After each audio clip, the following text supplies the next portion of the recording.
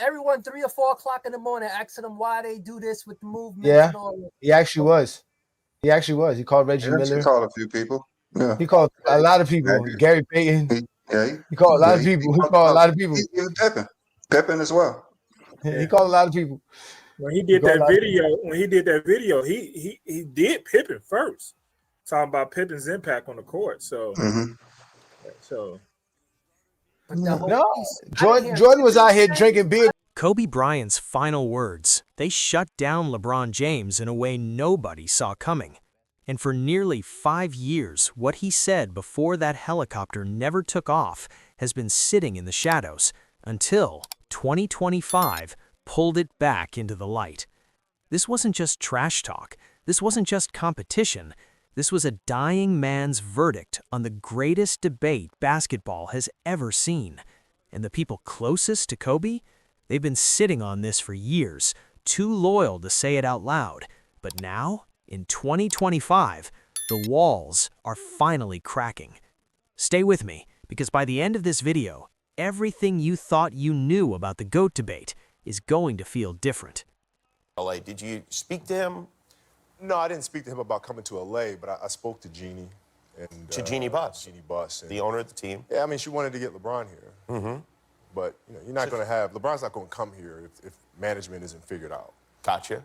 So you have to figure out management. You have to make sure that things are clean, there's a focus going forward. It's not chaotic as it has been in years past. And she did that. She did do that, and did she call you afterwards and say you were right? Here's something nobody wants to admit. Every single time the GOAT debate fires back up, and in 2025, it is absolutely on fire right now, there's one voice that's missing, one perspective that could end the whole argument in a single sentence. And that voice belongs to a man who is no longer here to defend it. Kobe Bryant. Think about that for a second. We've got analysts, we've got former players, we've got Twitter fingers and podcast takes and YouTube videos, everyone screaming over each other about LeBron James and where he stands in history. But the one man who competed against LeBron at the highest level, who studied him, who respected him and challenged him, that man took his real opinions to the grave. Or so we thought. Because what's been surfacing in 2025, quietly, carefully, through people who were actually in the room, is something that changes everything. Conversations Kobe had in his final weeks, private moments where he dropped his public diplomatic mask and said exactly what he felt. And what he felt was not what LeBron's fans want to hear. And getting hit more than LeBron, and that impacted your head-to-head matchups. How so? Well, I love posting up. I love the physicality of it, where, you know, he liked playing on the perimeter more, which is interesting because he's 6'10 and right. 280, but he liked being on the perimeter. I like being down low, and I like banging. So when I get down to the post and I would post him up, I'd love to put my shoulder into his chest. I love to feel it, you know, spin off of him and kind of work that way. As he kind of grew older. Let's go back to January 2020. Kobe Bryant is retired. He's building a legacy off the court, coaching his daughter, Gianna, running his company, living the life he chose after basketball. On the surface, he's at peace, happy, done competing. But inside, Kobe never stopped being Kobe. People close to him in those final months say he was intensely focused on basketball history. He was watching games, studying careers, having deep conversations about what greatness actually means. Not for content, not for clout, just because that obsession never left him. It was wired into his DNA. And in those conversations, LeBron's name kept coming up. Not because Kobe hated LeBron. Let's be clear, he didn't. He respected the man's talent deeply, and he said so publicly many times. But behind closed doors, according to people who were around him in early January 2020, Kobe had a very specific, very pointed opinion about LeBron's place in history, one that he'd never fully said out loud in an interview, one that his public image wouldn't have allowed. And that opinion, it was sharp, it was final, and it was brutal. Now, here's where it gets real.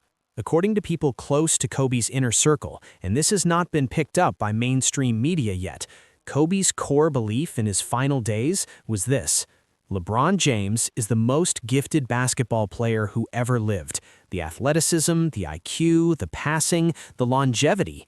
Kobe acknowledged all of it, but he believed, deeply and firmly, that LeBron never fully paid the price that greatness demands. And in the Mamba mentality, that price is everything. Kobe's whole philosophy was built on suffering for your craft, on choosing the harder path, on winning in the way that costs you the most, because that's the only version of winning that truly means something. And his belief was that LeBron, at multiple points in his career, chose comfort over that cost. He didn't say LeBron was soft, he said LeBron was smart, and that smartness was exactly what separated them. Because in Kobe's world, smart wasn't always a compliment. He reportedly said something that's been passed around quietly in basketball circles in 2025, and I'm going to give it to you straight. He optimized everything: his health, his teammates, his situation. I never wanted to optimize. I wanted to conquer. Let that sit. That's not trash talk. That's a worldview. That's a man who believed the GOAT title isn't about rings or stats. It's about the relentless, almost irrational refusal to make things easier for yourself. And by that standard, in Kobe's eyes, LeBron never fully got there. If you think Kobe was wrong, drop it in the comments, because this debate is far from over. Now, fast forward to 2025. LeBron James is still playing, still chasing history, still doing things on a basketball court that no one his age has any business doing. And on the surface, the GOAT argument seems to be slowly tilting his way. More rings conversations, more statistical dominance, more mainstream media pushing the narrative.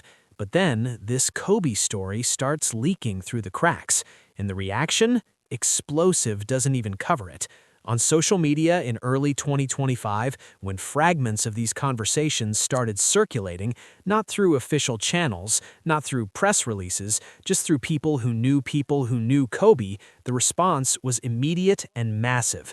LeBron supporters went into full defensive mode. Kobe fans felt validated in a way they hadn't in years. And the basketball world, for a brief moment, went completely silent, trying to process what it meant. Because this wasn't some random analyst throwing shade.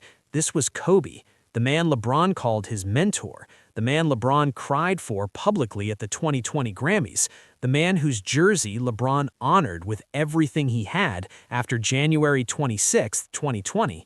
And that same man, in his final days on this earth, apparently drew a very clear line between himself and LeBron when it came to what true greatness looks like.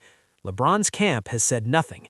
And sometimes, silence is the loudest answer in the room. Here's what makes this whole thing even more layered. The people closest to Kobe, former teammates, coaches, people from his inner circle, none of them are shocked by any of this, because they always knew there were two versions of Kobe's opinion on LeBron.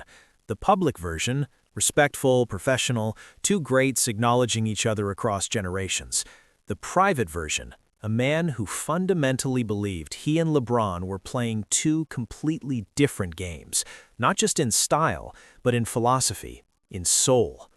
Kobe's former associates who've spoken quietly about this in 2025 describe a man who never once, not even in retirement, stopped believing he had cracked a code that LeBron had deliberately avoided. The code of pure, consuming, self-destroying obsession with winning. Kobe didn't want balance. He didn't want longevity. He didn't want to be smart about his body or his career. He wanted to burn. And his belief was that the greatest players in history, the true greats, all burned. Jordan burned, Magic burned, Bird burned, and when he looked at LeBron's carefully managed career, his optimized load management, his Hollywood lifestyle, his business empire, Kobe saw genius, but he didn't see that same fire. And for Kobe Bryant, without the fire, the argument ends right there. So where does this leave us? In 2025, we're in the strangest possible position. LeBron James is still writing his story in real time, and Kobe Bryant is frozen in January 2020. Forever 41, forever the Mamba, forever the man who flew too close to the sun and called it the only way to live. You can agree with Kobe, or you can disagree. You can say LeBron's longevity is the testament to greatness. You can say adapting, evolving, and outlasting everyone is the ultimate form of competition. Plenty of people believe that, and they have a point. But here's what you can't do.